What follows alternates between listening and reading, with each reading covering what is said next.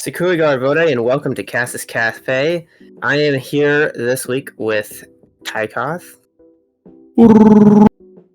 and Kli'nah. Hello! And we're continuing our review series on Star Wars Visions Season 2. This time, we will be talking about Episode 4, I Am Your Mother. Yes. I don't think Kli'nah liked this one very much. Really? Okay. I have issues with it like I had with the previous episode. Which was, I forget, it's been a while. The claymation one. Right. Into Wait. the Stars. Yeah, okay. Yeah. The digital claymation one. Yeah. Gotcha.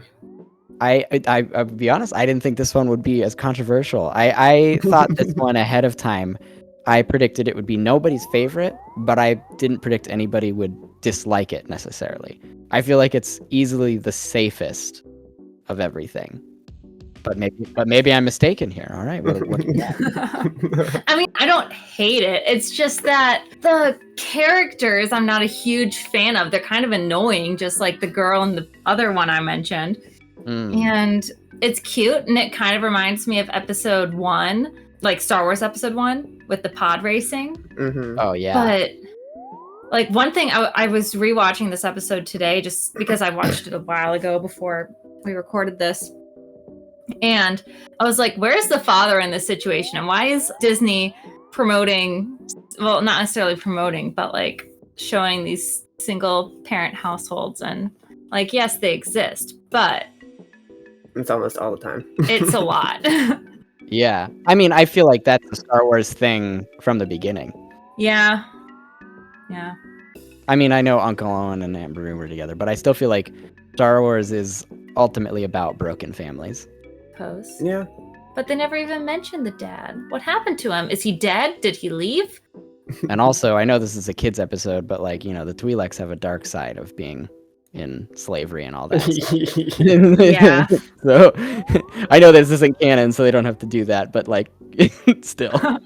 I do think it's kind of funny that they kind of just live in a mobile home, and I think it's adorable how they use that as their like spaceship that they race later on. I thought that was funny. I don't know if they use their home as the ship. Is it not?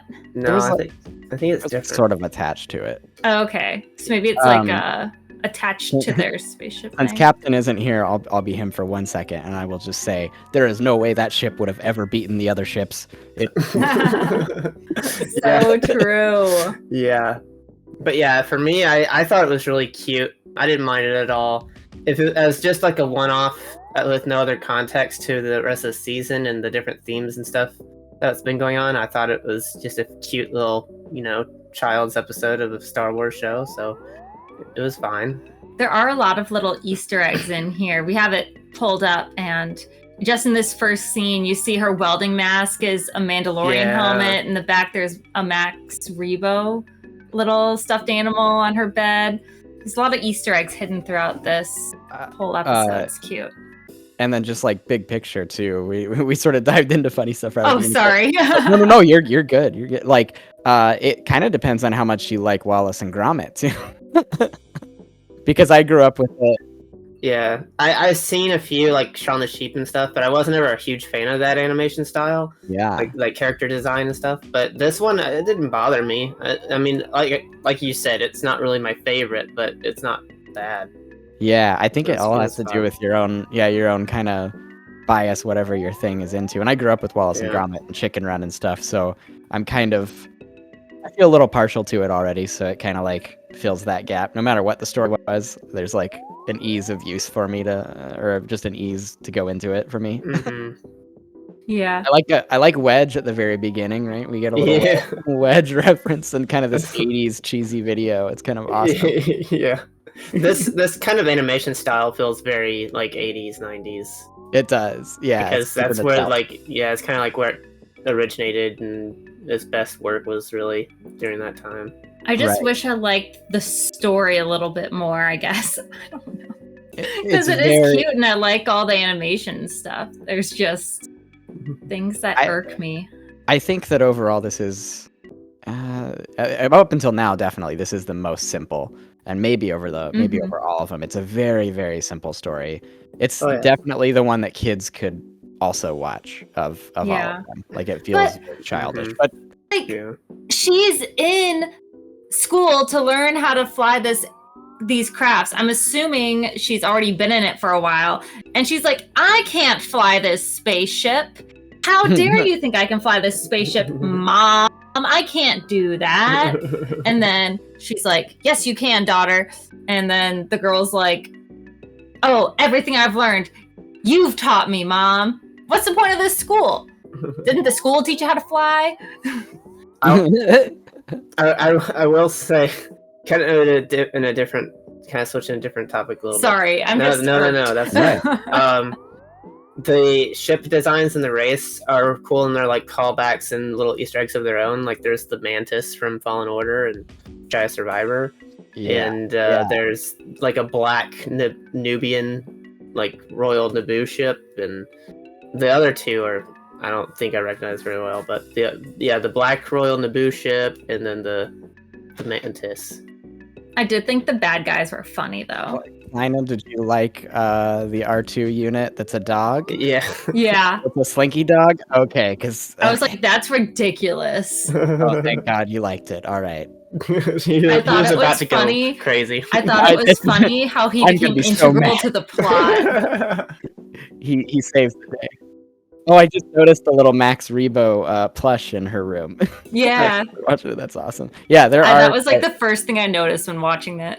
Yeah, there are quite a few little references. There's probably like more Star Warsy things in this episode than most too, as far as like references or anything else. Yeah, I think it's because it was more fun than serious, where the other ones are trying to. Yeah. They don't have as much room to play with the references. Yeah.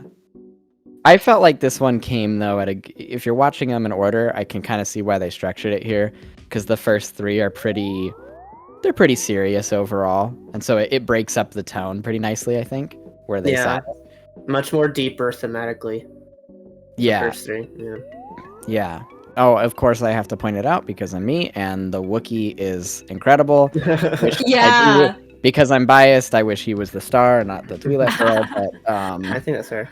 I thought it was cute how they made him like a little hippie type of character. And his little are kind of like just a little off in funny ways. Like they just. And then his little brother is in the ship flying with them. Oh my God, that's the shot that I told you I rewound a couple of times. Yeah. I was laughing hysterically over and over again, and my wife was watching with me, and she's like, "It's not that funny," and like it. I think you're missing it. I think you don't understand. I don't think you understand what's happening here. It was a baby Wookiee like trying to fly a ship and just going insane. It's amazing. I'm watching it right now over and over, and it's just it's so good. Yeah. Highlight of the short was that shot. Yeah. No, I think it was a good good simple story, like we said. Very parent relationship drama that's pretty standard with this kind of younger audience. Yeah. Maybe I'm just too old to like really appreciate the story part of this episode. Because the mom's kind of annoying too. If this was an entire series, of course, it could get old really fast, this sort of thing. It could turn into Resistance or whatever else, but as a 12-minute 15-minute thing, it's like fun. I could definitely see it like playing before a movie as well, like almost a little serial. Yeah, like a little short. Yeah, it's got a little bit some of these have a little feel of Pixar shorts too in them, they have that sort of. Yeah. Do you like their accents? I mean, they talk funny. I don't remember exactly what they sound like. They're Australian. Oh, they're Australian. Or New Zealand or something. I actually can't remember. I remember the other two. Do you remember the location this one was made in? I can look it up real quick. How that plays in. We talked a lot about that with the other ones, and that was always kind of interesting to think about a little bit. This one doesn't seem to. The other ones really dive into culture a ton, and because I'm not remembering right now, I think that kind of shows this one maybe doesn't integrate that quite as much. It seems pretty isolated in that. I'm curious because I don't think we watched the behind the scenes for these. Oh no, we didn't. I forgot. It's by Aardman Studios, which is in Bristol, Stanford. Oh, UK. Oh, is the okay. headquarters. I should have known it from the accents, but I guess that kind of explains it though, because Yeah, I don't know if I could pick out UK animation or UK media other than like I've watched a lot of older kind of 60s British New Wave stuff, but the animation, yeah, not so much. So it kind of just feels like maybe a little more sophisticated American cartoon. Yeah. I just think because we grew up with this studio, this kind of art style, Yeah. that It just we feels normal. assume we like it feels normal, and we assume it's like American or whatever. But I'm pretty sure that it's all UK, and the UK's done other claymation like shows like this, Okay, like yeah. kid oriented, like Bob the Builder, I think, is UK and stuff like that. So That's probably true. The accents Yeah. didn't throw me into that either, just because so much of Star Wars has kind of like British style accents, you know, yeah. in it Yeah. already, that it feels normal too. As far as the first 4 episodes of these, like I love them all up to this point. I'm pretty happy. I would put this one at the lowest so far, but Yeah. but again, it's just so different, and it totally works as its own thing. So I would definitely watch it again. You know, I would definitely go through this whole season again to Yeah. kind of check it out. So I definitely do not hate it. I very, very much enjoy it, but I wouldn't predict it being anyone's like top. Yeah. That's good. That's good. That is a weaker one, then, but not terrible. But it's That's more cute. cheerful and happy, and Yeah. there's not really any dark and brainy stuff going on. It's just Yeah. a fun episode. It's a good kinda what- prelude to the next 2. Mhm. That's kind of what I was thinking. Yeah, what I said earlier. I think it was placed really well in the context of everything. I understand why it's there and everything. I think if you're gonna marathon these, it makes a lot of sense to put it there. Yeah. So yeah, let's go ahead and rate these from 0 to 10. So let's start with Tykoth. See if he gives it another 10. I'm not. Oh. I'm gonna be like hypocritical and say, even though like you can't rate art, I'm still gonna rate it lower than it. And it's great, it's wonderful, it's fun, super enjoyable. They did a phenomenal job. Everything is like top tier quality. But I'm just gonna go with an 8, just for like personal enjoyment. Mm. Nice. All right, what about you, Kli'nah? I think I'm gonna give it like a 7 because it's cute, it's fun, but again, I have some irks. It irks me a little bit. Interesting. From how he talked, it seems Tykoth was more up on the episode. You were more down on the episode, and I was in the middle. But I was thinking more of a 6 to 7. That just kind of shows how arbitrary the number system is. I agree. I've gotten better at rating stuff since starting these podcasts, but I just think it doesn't deserve to be lower. Like, I do have my issues with it, but someone else will definitely enjoy it more than me. I'm sure if anybody looked at my ratings really consistently, they'd be like, wow, there's no consistency here. You just like something you absolutely adore gets like a 9, and then something else that you hate is like an 8.5. How about I give it 3 locks of Wookiee hair 3 out of what? 5?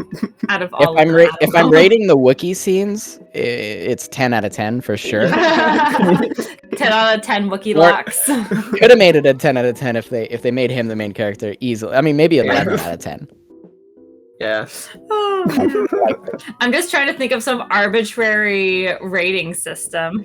All right, that's great. So, well, that's gonna be our discussion for episode 4 of Visions. What was it? I Am Your Mother. Yep. And hope you guys enjoyed it. Please like and subscribe, and we will see you in the next video. Bye. Bye.